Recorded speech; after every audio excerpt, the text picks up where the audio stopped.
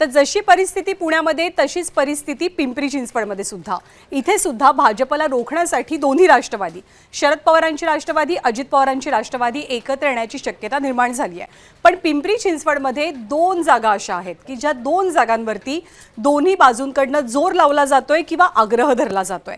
त्यामुळे पुण्यापाठोपाठ पिंपरी चिंचवडमध्ये सुद्धा काका पुतण्या जरी एकत्र येणार असले तरी सुद्धा जागा वाटपाचं घोडं मात्र काही पुढे सरकत नाहीये.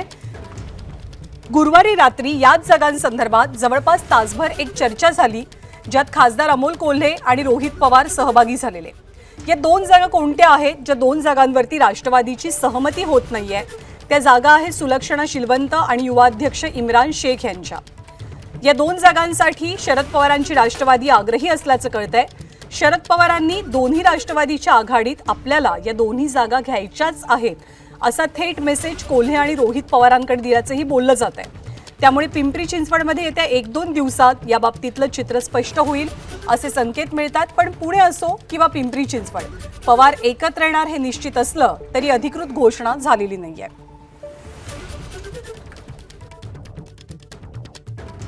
दादांबरोबर मी काम केलेलं आहे, साहेबांबरोबर मी काम केलेलं आहे. संघटनेचा एकत्र संघटना असतानाचा मी अध्यक्ष आहे.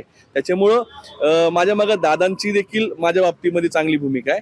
आणि आदरणीय रोहितदादा असतील, कोल्हे साहेब, सुप्रियाताई, सर्वच जण माझा पक्ष पूर्ण माझ्या पाठीशी आहे. त्याच्यामुळे मला विश्वास आहे की आमच्या दोघांच्या बाबतीत अन्याय होणार नाही. आम्ही आदरणीय दादांसोबत सुद्धा काम केलेलं आहे आणि दादांनी 2019ला माझ्यावर अन्याय झाला हे अनेकदा बोलून दाखवलेलं आहे.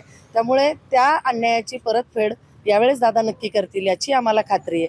आणि तिकीट वाटपाचा निर्णय किंवा हा गुंता हा फक्त दादा आणि साहेब हे दोघंच मिळून सोडवणार आहेत. त्यामुळे योग्य प्रकारे योग्य उमेदवाराला न्याय मिळाला जाईल. एबीपी माझा, उघडा डोळे बघा नीट.